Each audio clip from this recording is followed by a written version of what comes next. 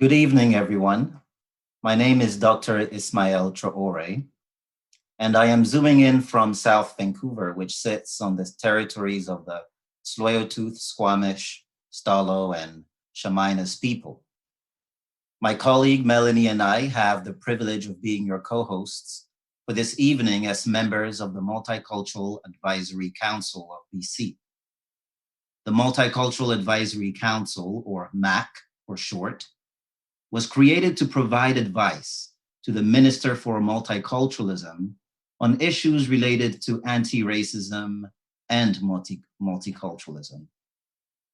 The Council also performs a variety of duties and functions as specified by the Minister as set out in Section 5-1 of the Multiculturalism Act.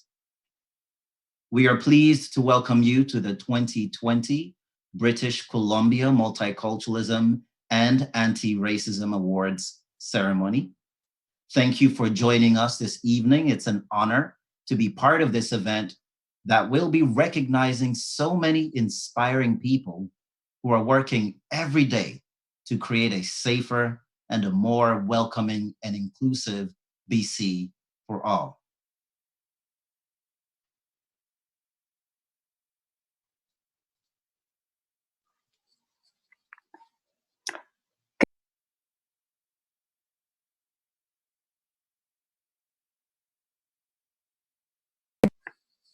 I have the pleasure of sitting as the co-chair of the Multicultural Advisory Council.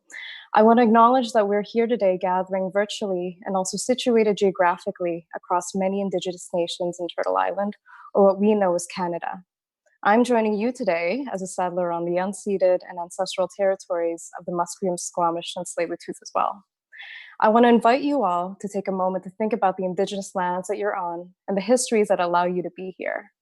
To begin, I would like to welcome Questin, Musqueam Knowledge Keeper, who will officially open and close our ceremony tonight. Good evening, Questin.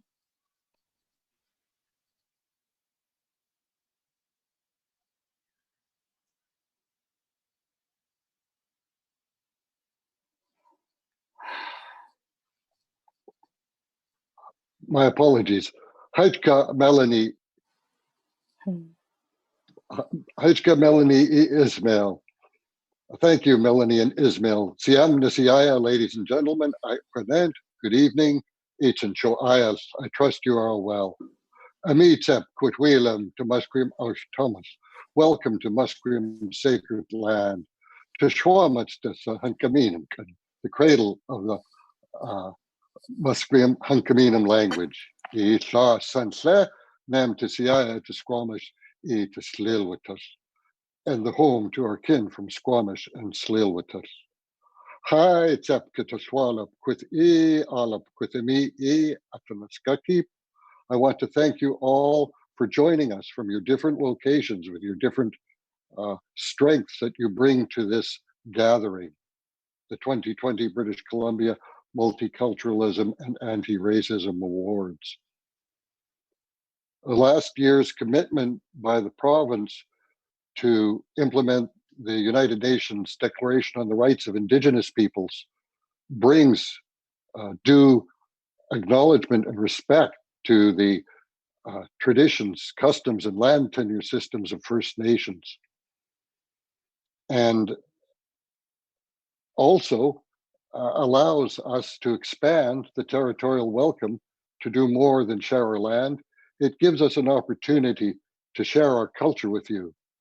In Musqueam law, all people are related. No matter who you are my siaya. You are bound by kinship to me. So this may be a Musqueam history I will share with you, but when we complete implementation of the UN Declaration, it will also be your history. I'm going to share with you a story from Musqueam's past, from a previous pandemic, before the Spanish flu, before COVID-19. This is called The Child of Sorrow. Long ago, but not that long ago, there was a young lady who was beset by terrible misfortune. Her people died, and only she and her young son were left alive. in a big, empty longhouse.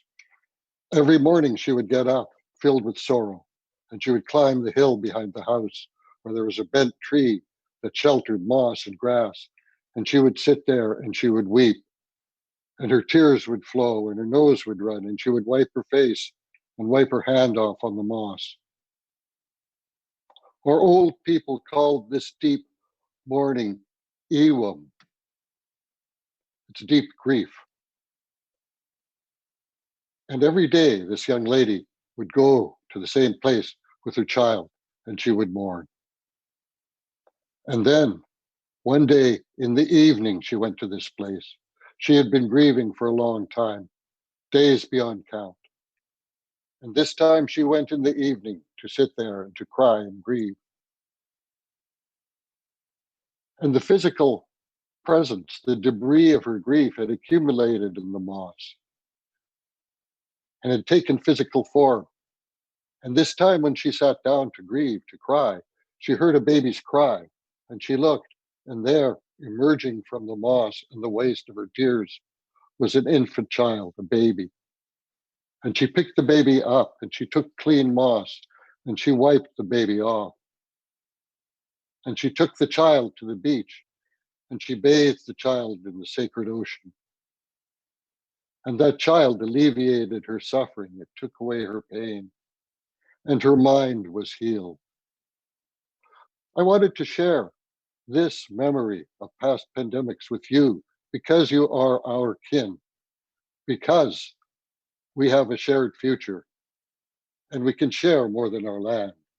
We can share who we are, we can share our culture, and we can share a beautiful future filled with hope. Haichka to Nishkwawan. Thank you for what is in your heart for joining us.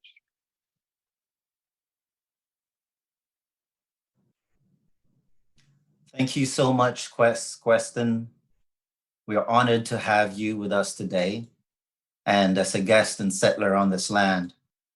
I too, and my colleagues at the Multicultural Advisory Council do give a lot of importance to the United Nations Declaration on the Rights of Indigenous People and use that as a framework to guide our anti-racism and multicultural practices.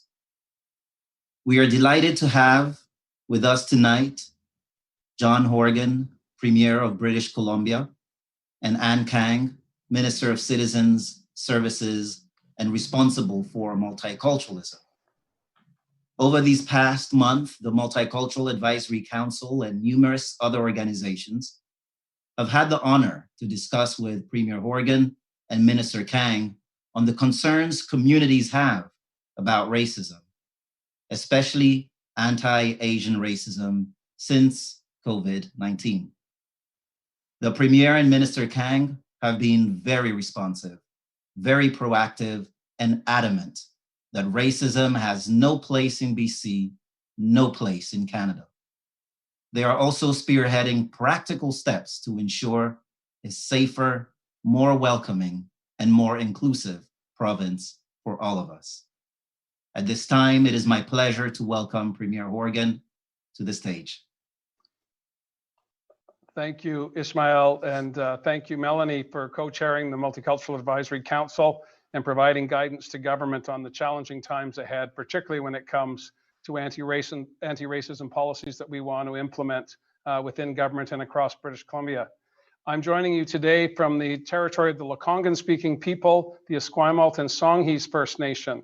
I represent in the legislature the territory of the Sauk, Pacheedaht, and Siano peoples on the west coast of Vancouver Island, also Coast Salish peoples.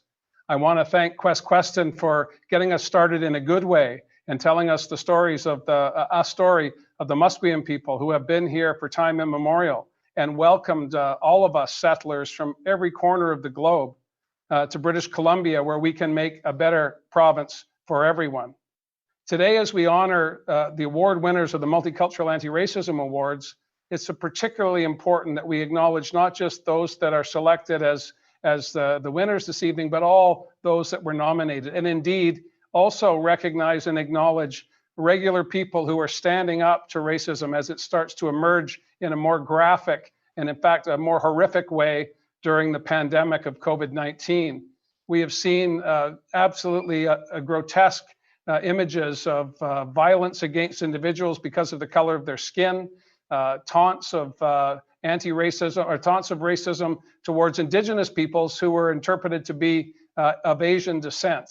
So the racism doesn't even know what it's talking about. It is just stupidity and ignorance. And when anyone stands up to that, regular citizens or those who we are honoring this evening, I think it sends a clear and direct message to all British Columbians that we are all in this together to overcome the COVID-19 crisis. We are also all in it together to erase racism in British Columbia.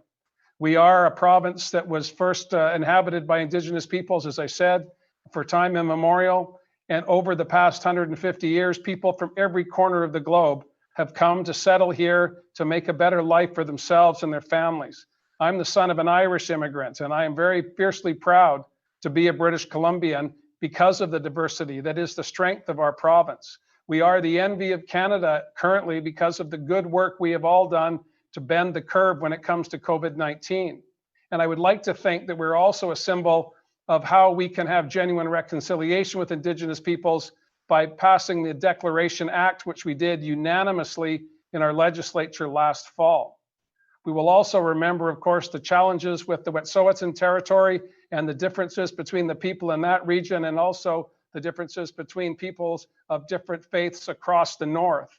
These are challenges that will not be erased by the passage of legislation. They will not be erased by a giving out of awards, but they will be erased over time when people of goodwill reach out to each other in a sense of love and harmony rather than hate and disrespect. I believe we are very fortunate to be in British Columbia at this point in our history. The challenges before us are significant, but the tolerance and goodness of the public shines through. And although we see on our televisions and on our internet feeds, we see images and examples of racism, we also see an overwhelming amount of love and hope and tolerance and respect. And on this night of all nights, as we celebrate the work of British Columbians to defeat racism, I think it's important that we think of those positive moments that we find on our televisions and on the internet. Oftentimes, I tell my children, do not read the comments under any circumstances. The internet is filled with hate, it's filled with toxins, but it's also filled with hope and filled with love. And we as discerning individuals have to find that hope, find that love, and shine a light on it. And that's what these awards are about tonight. Shining light on people in British Columbia who are doing their part to defeat racism, particularly in this most difficult of times. I want to thank all those who were nominated for the work that you've been doing. I want to thank those who will be selected as winners in the various categories. But most importantly, I want to say that we all need to be the role models that we expect others to be. This is an opportunity to shine light on the goodness in British Columbia. We'll do that this evening, but we have to do it not just this evening, every single day. Thank you, thank you, thank you for the work that you've been doing, to the Advisory Council for your hard work in making difficult choices and selecting from a collection of outstanding individuals and organizations. I lift my hands to all of you. Haishka to everyone. Have a good evening and congratulations. Let's resolve at the end of the evening to redouble our efforts to make British Columbia a tolerant, inclusive jurisdiction founded by First Nations, inhabited by peoples from around the world, and our guiding principles and values are love, hope, and respect.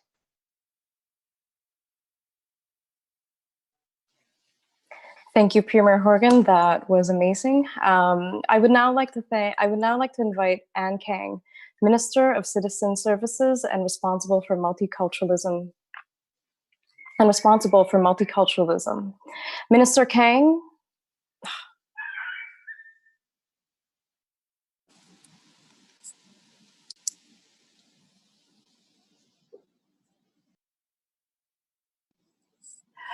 Sorry, technical difficulty. Hello, everyone. Good evening. It is so wonderful to take part in these awards from my home in Burnaby, in the territory of the Coast Salish peoples. And I want to thank Quest Queston for his gracious welcome. What a wonderful story. Thank you so much. I still see images in my head. I am thrilled to be joining Premier John Horgan and all the awards finalists for this very first live stream of the Multicultural and Anti-Racism Awards. Originally, we were going to hold these awards in March, but because of COVID-19 outbreak, this event had to be delayed for the safety and health of all the participants. So I'm so pleased that to thank today's technology, we are able to go forward with these awards. As Minister responsible for multiculturalism, I have the privilege of being part of a government that is resolute in its commitment to end acts of hate and to build a more inclusive and welcoming province for everyone. This night is about honoring the incredible important contributions of British Columbians who are enhancing multiculturalism and actively standing up to racism and hate. Thank you to Melanie Matining and Ismail Traore from the BC Multicultural Advisory Council, who have graciously agreed to be our MCs this evening. You two look fantastic. The Council provides our government with input and guidance on issues of diversity, inclusion, racial oppression, and discrimination. And in 2008, the Council established a Multiculturalism and Anti-Racism Awards, an event to provide well-deserved recognition to people dedicated to fighting racism, hate, and discrimination. This year, we received 45 nominations, all of which were model examples of people, organizations, and businesses that are doing outstanding work in the community in support of multiculturalism and anti-racism efforts. This work is so important to our province.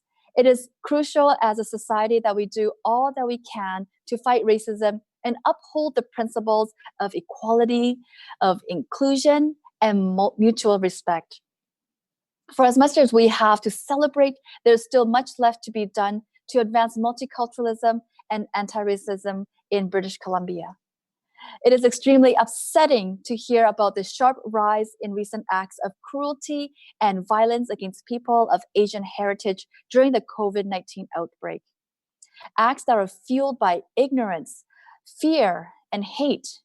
These incidents should never happen, and it's especially hurtful during Asian Heritage Month in BC, a time dedicated to honoring people of Asian descent for their many contributions to our province. Our government is working hard to create a safe, welcoming, inclusive society where everyone is treated with dignity and with respect. I am proud of the work we've accomplished over the past year. This past summer, our government led a province-wide consultation on racism and hate. What we have learned directly informed the design of Resilience BC, a program that was announced during Multiculturalism Week last fall. Resilience BC is a province-wide anti-racism network that will support partners in 40 communities across the province in their work to eliminate racism, discrimination, and hate.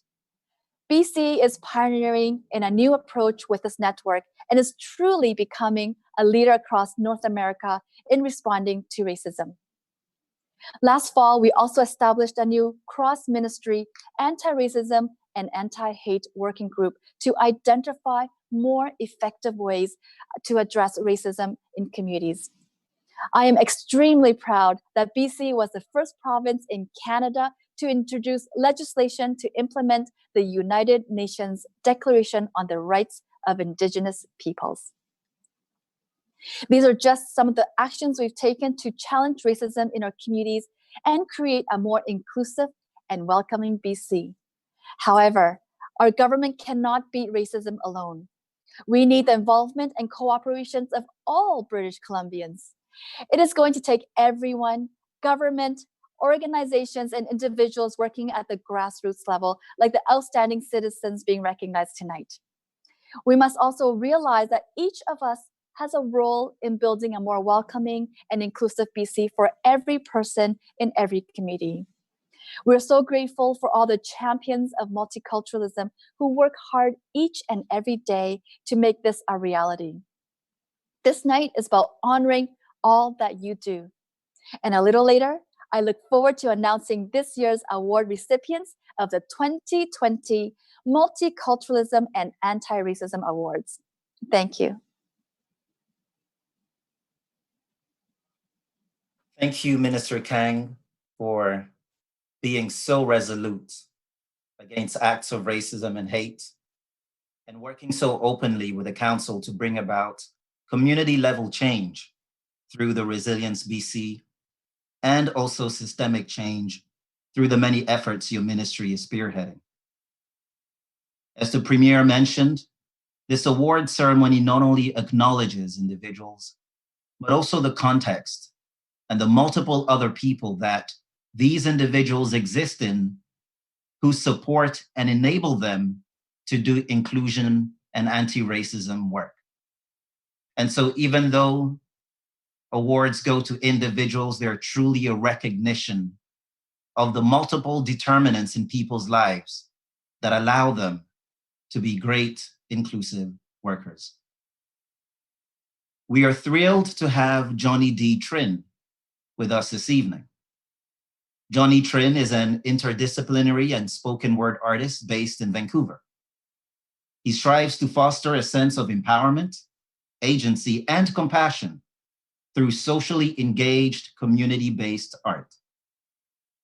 Johnny recognizes that many of us are uninvited guests on this Indigenous turtle island and continually works to reconcile that through accountability, allyship, and integrity in practice.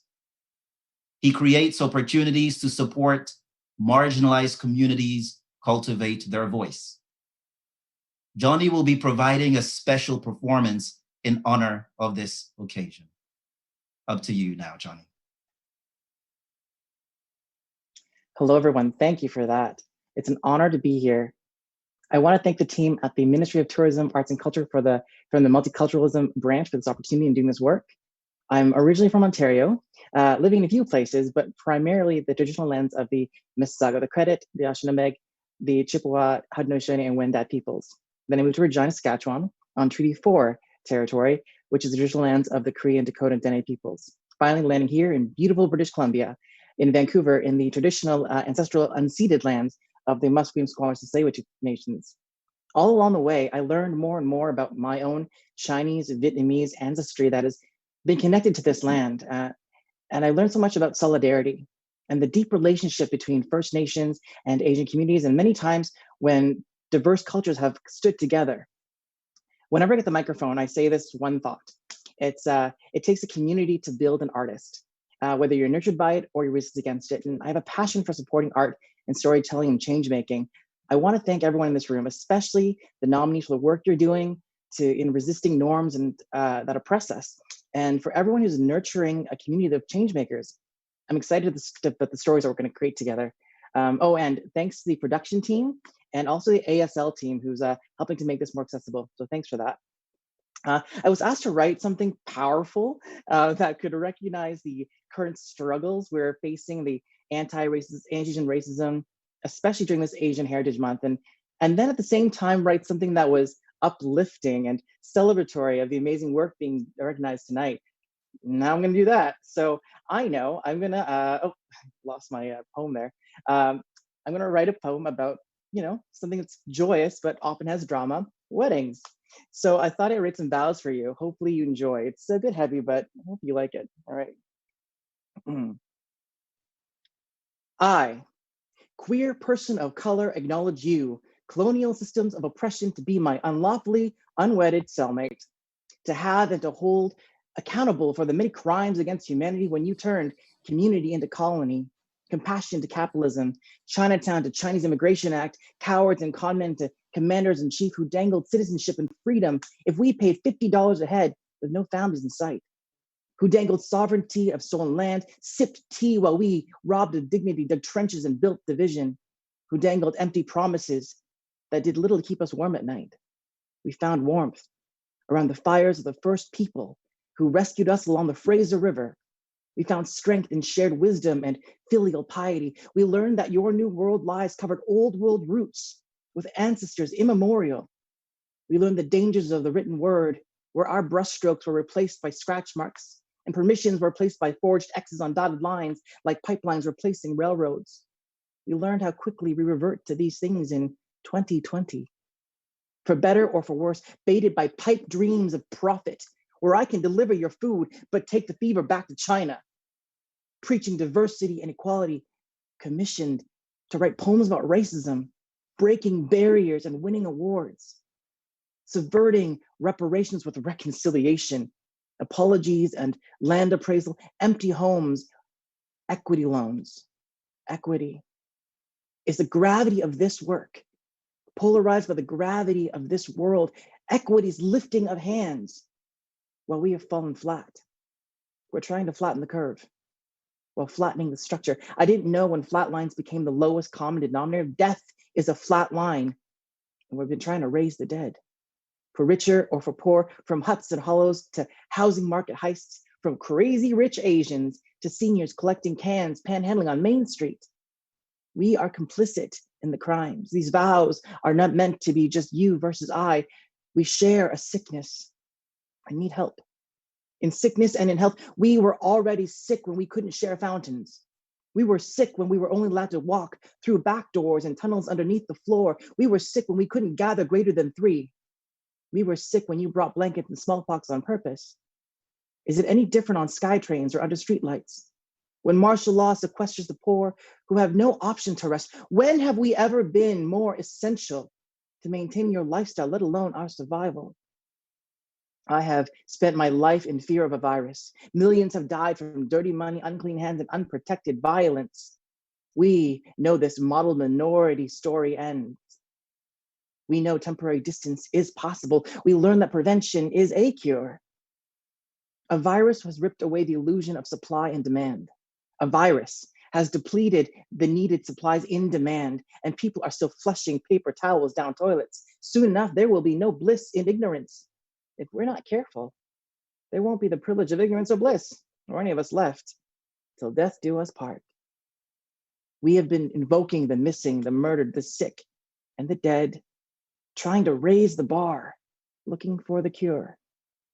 The cure is knowledge, not fear, that fills the space we keep between us, so that apart we are still together. The cure is a screen through which we see brown skin, Black lives, First Nations, these eyes, side by side beside white allies, witnessing this work, celebrating the cells that we share. And to this, I say I do. Thank you. Thank you, Johnny. That was truly an amazing and moving performance. I want to encourage all the viewers out there to purchase Johnny's album, Undeniable, from their website at johnnydavidtrin.com, and that's a double N on Johnny. So now we've come to the highlight of the evening, the presentation of this year's Multiculturalism and Anti-Racism Awards. Now, before I get started, I wanted to thank the Multicultural Awards Committee for coming together and making all the hard decisions for us, as Premier Horgan mentioned. Every year we receive numerous nominations, and I know choosing tonight's recipients was particularly quite hard. So tonight we'll be presenting 3 awards. The first award will be the Intercultural Trust Award. It recognizes 2 recipients for their outstanding work in building intercultural trust and understanding and reducing racism and hate between communities. The second award announced tonight will be the Breaking Barrier Award, which is given to 2 recipients for their outstanding work in tackling systemic or institutional racism and reducing barriers for communities that have been marginalized. Finally, the third award announced tonight will be the Emerging Leader Award. This award is presented to an outstanding youth or young adult, aged 15 to 30, also for their tremendous work in building intercultural trust, tackling racism, and reducing barriers for communities that have been marginalized. This award is accompanied by a $5,000 grant to be donated to an organization of the recipient's choice. And I do want to mention again, I know that Ismail also mentioned it, that while we're recognizing individuals tonight, it would be remiss of us not to acknowledge the web of communities that surround and support these leaders that make the initiatives mentioned tonight possible. Movements are a collective force. They are built upon relationships across experiences, generations, and identities. Tonight, we also celebrate everyone doing the necessary work that brings our communities towards healing, right relations, and social justice. Now I'm going to bring it back to Minister Kang without further delay to announce the recipients of the awards.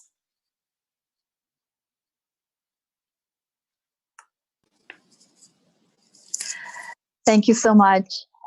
Before we begin, I want to emphasize how incredibly impressed we are with all the outstanding work being accomplished. These awards are not a contest or a competition. It's not about who is winning and who is not winning an award tonight. I would like once again to commend all 45 nominees. I'm inspired by the scope of work and dedication reflected in each of the submissions. All of you will be receiving a certificate in recognition of your excellent work in support of multicultural and anti-racism efforts in your community. Now, for tonight's presentation of the awards, the Intercultural Trust Award, I will begin with the Intercultural Trust Award. Again, we received 17 nominations from across BC in this category. From this impressive group of organizations and individuals, there are 4 finalists. The honorable mentions are Steve Lorenzo Bailey and Vancouver Holocaust Education. And this year's 2 award recipients are Debleka Gwen and Naji Yazdi. Debleka is joining us from their home to tell us more about their work. Hi, I am very, very grateful to have had the privilege of doing 25 years of work alongside many inspiring collaborators here on unsurrendered Penelakut territory. And also very honored to have this work acknowledged through this award. AIMS is essentially, it's all about centering and amplifying the voices of marginalized youth and echoing out their visions and their moving stories into the wider world to prompt ripples of change. And it is very rewarding it means a lot to have this work that's very rewarding, but often quite exhausting, acknowledged through this award. But to be honest, I long for a day when this kind of work isn't regarded as exceptional. When checking deeply held biases is second nature, when being oblivious to the privileges we hold and sometimes hold over others isn't optional, when speaking out against racism and settler colonialism is widely applauded and not vilified, when Indigenous land defenders are treated as heroes and not criminals, when the emotional labor of this uphill work is more evenly distributed. It is my deep hope that the light being shone on the few is going to ultimately be reflected through the efforts of the many, whether that's protesting in the streets, championing fair and just policies, naming and challenging the systems and mindsets that maintain severe inequities, having courageous conversation, or having the gumption and the courage to examine our own prejudices. We need all hands on deck and all manner of calling out and calling in to achieve critical mass and turn the tide. I hold my hands high to all of the young creative change makers, the emerging creative change makers that I have the privilege of working with, who are blazing trails and doing more than their fair share of the heavy lifting in this work. Thank you so much. Wow, thank you so much, Debleka. And now, Naji, can you tell us more about your work and what this award means to you? Thank you, Minister Kang. Thanks for having me included in this wonderful online ceremony this afternoon. I suppose that this continued to be the new norm for a while. I feel so honored and proud to receive the Intercultural Trust Award. Honorable Premier Horgan and very distinguished online guests, I would like to start with acknowledging the territory of West Saanich and Lekwungen people that we live on Victoria, British Columbia. My name is Naji Yazdi, and my family and I came to Canada from Iran about 7 years ago. We feel so lucky and happy to live in a free country and to be able to raise our kids in a beautiful place like Canada. It is a blessing, which we remain grateful forever for this privilege. I would like to share with you a short letter that I have written to my son, who is watching me online from Willows Beach now. Hi, Max and Melody. And the reason I have put these words to get on paper is that I believe racism starts from homes. And what parents teach their children about different cultures, it's on us, on each of us, to put a stop, an end on racist teachings, and start to raise our kids with those values that creates trust, love, and respect. My dear son Mahbod, you are so lucky to grow up in a beautiful country where equality is one of the highest values. Leaders set the tone, and Canada's leaders advocate multiculturalism and believe that diversity is a gift and brings a strength to Canada and Canadians. As I said before, the color of people's heart and soul are more important than the color of their skin, or the color of their hair, or the color of their eyes. Be aware of the cultural differences just for implementing that knowledge toward being a good friend, a warm host, and being a nice human. Be aware of the cultural differences with the purpose of being respectful to other people from different backgrounds. Don't use your knowledge about cultural differences for humiliation or for making judgment toward your friends. This is bad. My dear son, treat your friends the way that you like to be treated. This practice alone will make you a trustworthy friend, a nice to work with colleague, and eventually a respected leader. Love others and respect everyone wholeheartedly, and this makes you lovable. Be a nice citizen of Canada and do whatever you can to make your country be proud of you. With love, Dad. Thank you, Minister Kang, for this opportunity, and I feel so honored and happy to be the recipient of this award this year. Thank you so much, Naji, and everyone, let's give Naji an applause. Max and Melody, you must be so proud of your dad. Next, I am pleased to announce the Breaking Barriers Award. For the Breaking Barriers Award, we received 17 remarkable nominations. From among this group of 5 nominees, we selected 5 finalists. The honorable mentions are Share Vancouver LGBTQ Friends Society, Hua Foundation, Indian Summer Arts Society. And this year's 2 awards recipients are Kalvinder Dosanjh and Mariam Buchuchuch from Pacific Immigrant Resource Society. Kalvinder, I would like to hear from you on your work and to say a few words. Thank you, Minister Kang. I'm going to start off with a few words in terms of reciting that are written in the US Holocaust Museum. First, they came for the socialists, and I did not speak out because I was not a socialist. Then they came for the trade unionists, and I did not speak out because I was not a trade unionist. Then they came for the Jews, and I did not speak out because I was not a Jew. Then they came for me, and there was no one left to speak for me. I read these words quite a while ago, and they had a tremendous impact on me. Racism is born from ignorance, and this same ignorance is responsible for discriminating against caste, creed, ethnicity, and religion. We all bear social responsibility and moral obligation to break down these barriers. And how to be inspired to break down these barriers? Simply look at the great giants that cast their shadows. Whether it was Nelson Mandela that broke the chains of apartheid, it was Martin Luther King that was the tip of the spear marching in the civil rights movement. They inspire us, and we need to look at them to change what is going on around us. As a police officer, I have seen a steady proliferation of hate crimes. But as a parent, I do not want my children raised in this kind of environment. Either I can wait for change to come, or I can be the change, and I have chosen the latter. Kids Play Foundation was founded back in 2015 with the guidance principles of cultivating love, respect, and dignity, and fostering friendship and understanding.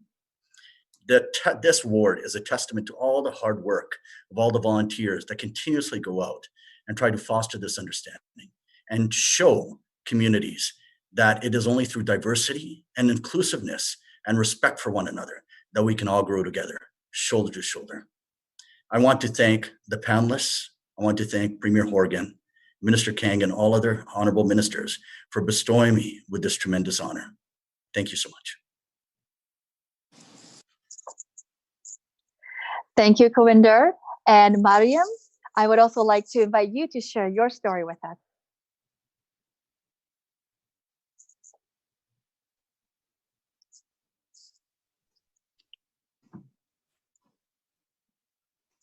Thank you, Minister Kang. I apologize for the technical thing. So I'm honored to receive this award on behalf of Pacific Immigrant Resources Society staff, board, and volunteers.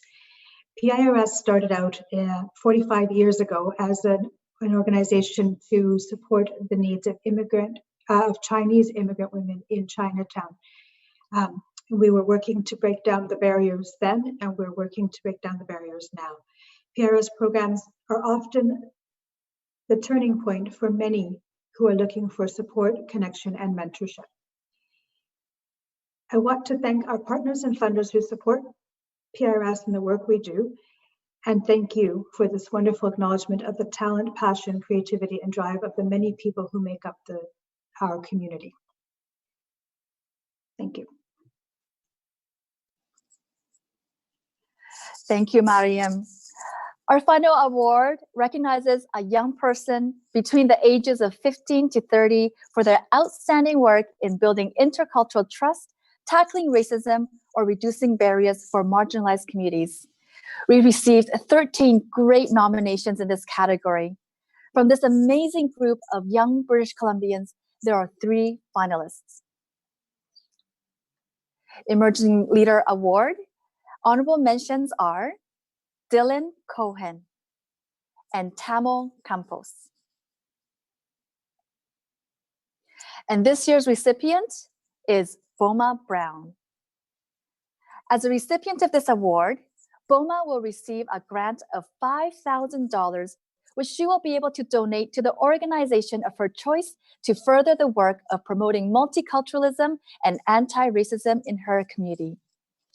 Boma has chosen to present this grant to the Victoria Immigrant and Refugee Center Society, VIRCS, which is the ministry's new Resilience BC Anti-Racism Network Hub Coordinator. As a newcomer to Canada, Boma and her family used the services of VIRCS, and she is immensely grateful for the work that they do. Our government shares Boma's appreciation for the work that VIRCS does. As a newly selected hub service provider for Resilience BC, VIRCS will be able to help communities grow their capacity to respond to incidents of racism and hate at the local level. I look forward to sharing more about Resilience BC in the coming weeks. Let's now hear from Boma, this year's Emerging Leader Award recipient. Boma. Thank you, Minister Kang, and thank you, Premier Horgan. I'd like to start off by acknowledging that I am on unceded Lekwungen and Wasanich territories in beautiful Victoria. I'm really honored to be selected for this award, and I know that although this award is for the work that I do with the support network for Indigenous women and women of color, I think this is an award for my organization. The support network, known as SNEWAC, is an organization that fights to provide equitable access to healthcare. We've been talking about systemic racism all day, and I think it's really important to acknowledge that systemic racism really affects people's access to healthcare. SNEWAC works to provide culturally sensitive healthcare by training medical professionals. We also acknowledge the fact that newcomers to Canada face isolation, and so we provide community dinners and make sure that newcomers to Canada, specifically women of color, Indigenous women as well, have a community in the cities that they live. We currently provide services in Victoria and Vancouver. I think on the subject of racism, I think it's also really important to acknowledge the fact that marginalized women, Black women, Indigenous women, women of color face really poor health outcomes, and in turn that affects our access to employment and affects a lot of aspects of our life. So the fact that SNEWAC has been recognized for the work that we do in BC is really important to me. And so thank you so much for the award. I really appreciate it. And thanks for acknowledging the work that women of color and Indigenous women are doing to make sure that we have equitable access to reproductive health care.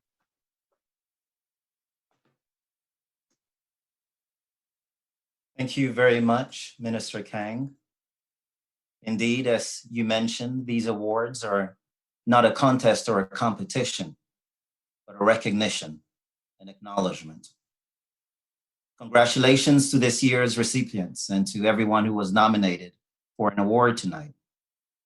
Your accomplishments speak to the fact that in the same way that it took all institutions and a great many people to create a racialized society, where skin color is used to discriminate against people and to privilege others, it would also be through a comprehensive and cross-sectoral collective effort that we will conquer racism in our communities and build a fully inclusive and welcoming province.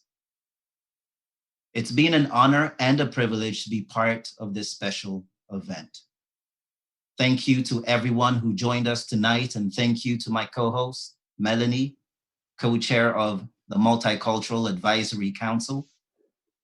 From me to all of you, keep on keeping on, and remember, in the great words of Dr. Cornel West, justice is what love looks like in practice. To officially close this ceremony, we would like to once again invite Queston for final blessings and remarks. Thank you. Thank you, Ismail. Our form of prayer at Musqueam is different than industrial cultures, than people of the book. It's more like a lecture. So please indulge me. I just want to say how impressed I am with all the participants in this ceremony and with the winners, champions, every one of them. And I'd like to explain why that is so important. In our culture, in Musqueam, our oldest laws come from the time before the last ice age. One of those laws is that we are all one family under a blue sky like we have today. That is the roof of our house, and we are all brothers and sisters in that home. Another of our oldest laws is that the world is in a continuous state of transition and that this is normal. When I was young and I would go shopping in Dunbar neighborhood with my elders, if we were in a store and white people came in, we had to step back and wait while they shopped and completed their transactions. Then we could finish our purchases. In 1986, the Charter of Rights and Freedoms was extended to First Nations. And I asked our lawyers, what does that mean? And our lawyers responded by saying, it means that you're now fully human in Canadian law. So I've seen a lot of change in my lifetime. And I find that very important, very encouraging. We teach that every person travels through eternity to be reincarnated, born again and again. And they also travel through daily life in a metaphor that we call the soul canoe. Because we're all family, when we come together like this, it's our law that we're meeting on a family beach. And when we come together like this on a family beach, in the journey through eternity that we take in our individual soul canoes, we warm ourselves at the heart of loving people as though it were a fire. And the words that we share, they're offered as paddles for the soul canoe of our family members. What Dalwinder said is so important. The words he opened his statement with, the words from the Holocaust Museum. Those have genuine meaning to me. First Nations were able to vote in provincial elections as a result of changes in the world that occurred after the Second War. The most decorated unit in the British Empire were those Chinese Canadians from British Columbia who served behind enemy lines and received more mentions and dispatches and more citations and medals per person than any other unit in the British Empire. And their fellow veterans wanted that acknowledged.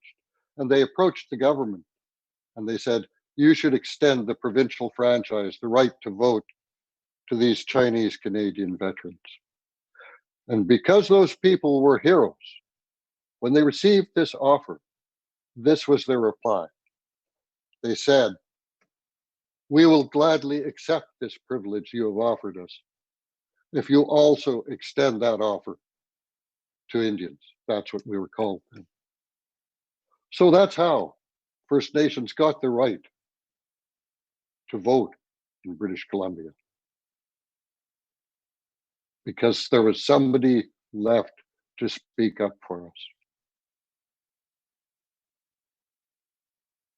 Because in Musqueam law, you're all my relatives. You are Siaya.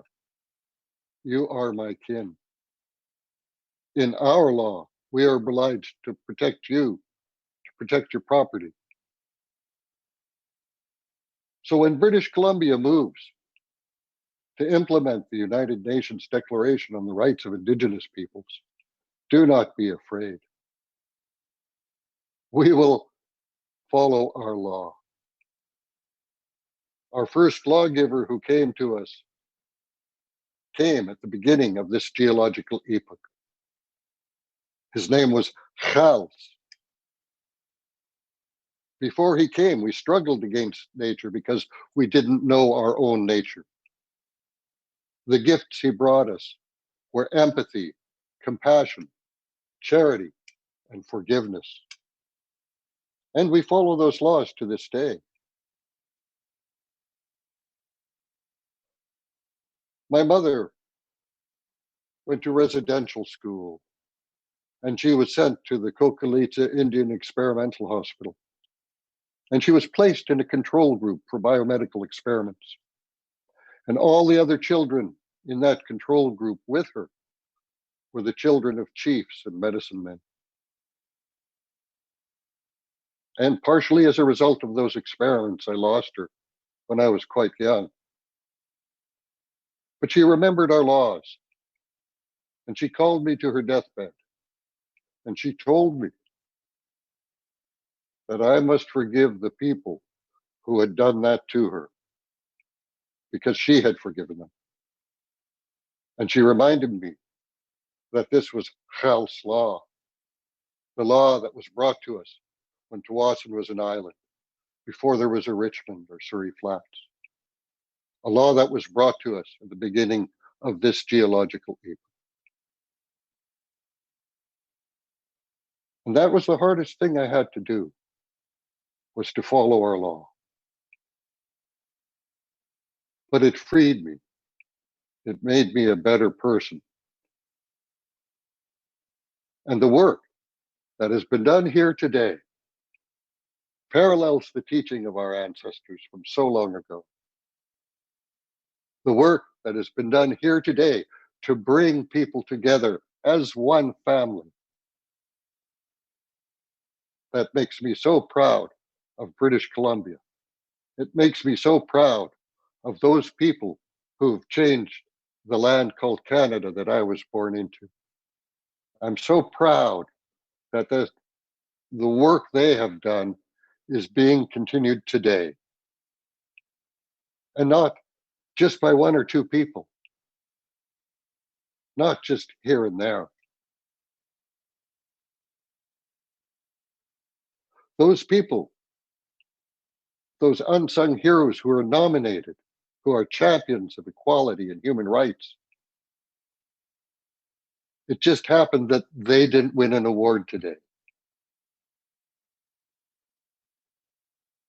Their work is their award. It is a better society. It is a better province. It is a better future. It is hope born from despair. I say that from personal experience. There was a time when I traveled from one reserve to another as though they were islands in a sea, because there was no love in between those reserves. But that time is gone. The leadership that has changed Canada doesn't come just from a premier, just from a cabinet minister. The leadership that is changing Canada and British Columbia today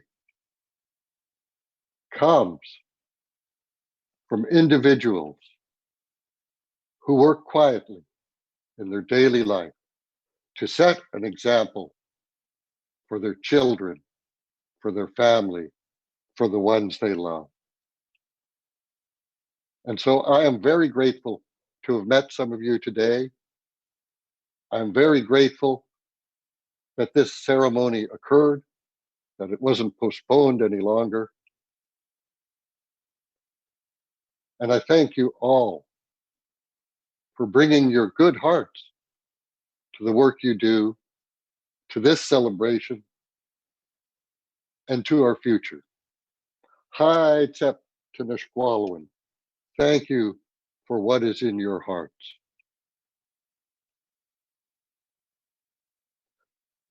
We are moving towards a complex negotiation. At the same time, we are trying to envision the new normal.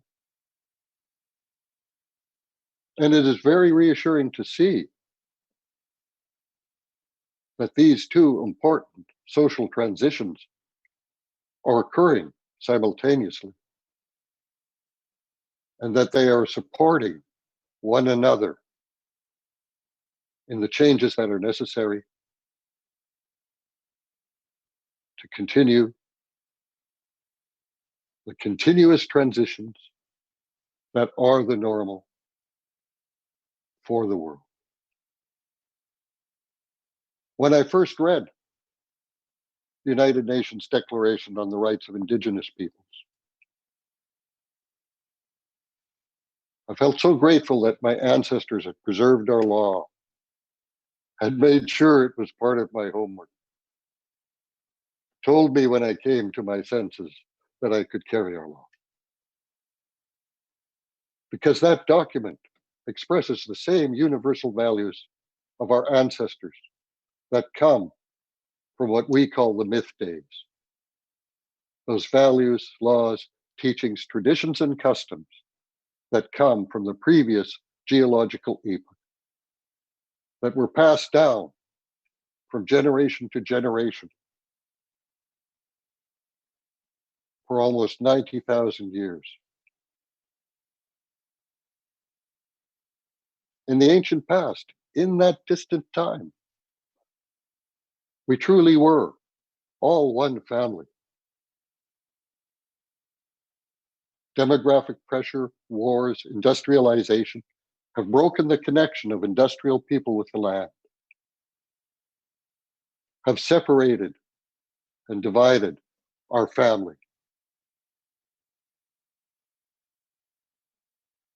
But now there is an awareness of self, of environment, of connection to the land, of our dependence on our brothers and sisters, on our neighbors, that is restoring what was lost through the industrial process. So as we go through this period of transition, the behaviors we use establish the behaviors that will be our next phase of life. And just as the child of sorrow was born into joy after grief, the work that you have done will bring us a far better new normal. I want to thank you all and have a good night.